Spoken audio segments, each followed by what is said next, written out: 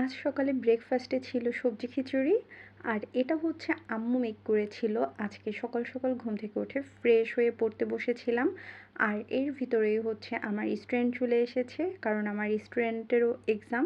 So Friday morning আমাদের এভাবেই শুরু হলো। স্টুডেন্ট যাওয়ার পরে আবার আমি কিছুক্ষণ পড়তে বসেছিলাম। দেন দুপুরে লাঞ্চ করলাম, নামাজ পড়লাম। তারপর চলে গেলাম হচ্ছে আপুর ট্রেনিং সেন্টারে। আপুর ট্রেনিং সেন্টার বলতে আপু হচ্ছে এখন মহিলা কলেজে, বরিশাল মহিলা কলেজে ট্রেনিং করায়।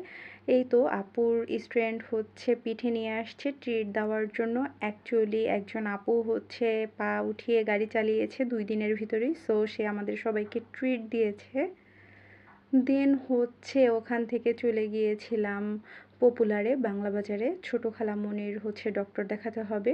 এটা হচ্ছে 2 মান্থ আফটার যে অ্যাপয়েন্টমেন্ট থাকে সেই অ্যাপয়েন্টমেন্টটি। আর এই তো আমাদের খালামণির অবস্থা একটু সুস্থ হতে না হতেই সে হচ্ছে ওষুধ কিনতে গিয়ে অনেক কিছু কেনাকাটা করেছে।